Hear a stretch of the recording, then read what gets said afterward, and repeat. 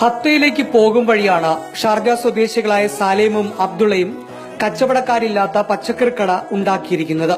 വിഷമില്ലാതെ വിളഞ്ഞ പച്ചക്കറികളും അല്പം രാസവളങ്ങൾ നൽകി വിളയിപ്പിച്ച പച്ചക്കറികളും ഇവിടെ വെവ്വേറെ വിൽപ്പനയ്ക്കുണ്ട്. ഷാർജ ദെയ്ദിലാണ് ഈ സഹോദരങ്ങളുടെ ഓർഗാനിക് ഫാം ഉള്ളത്.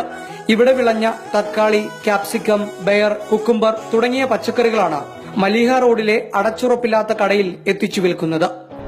I started this concept because I want to send the letter for all the world.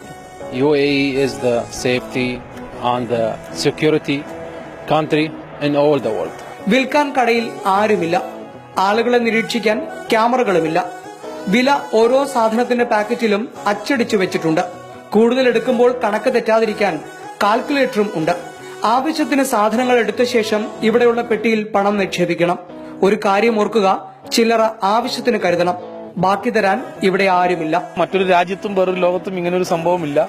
ഈ രാജ്യത്തെ ജനങ്ങൾ എത്രമാത്രം പുറത്തുള്ള ജനങ്ങളെ വിശ്വസിക്കുന്നു, അല്ലെങ്കിൽ പബ്ലിക്കിനോട് ഇവർ കാണിക്കുന്ന ഒരു വിശ്വാസ്യത എന്താണെന്നുള്ളത് ഒരു അത്ഭുതം തോന്നിക്കുന്ന ഒരു സംഭവമാണ്.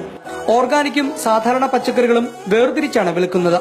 മലയാളികൾ അടക്കമുള്ള നിരവധി പേർ ഈ വേറിട്ട പച്ചക്കറി കടയിലെത്തി സാധനങ്ങൾ വാങ്ങിപ്പോകുന്നുണ്ട്.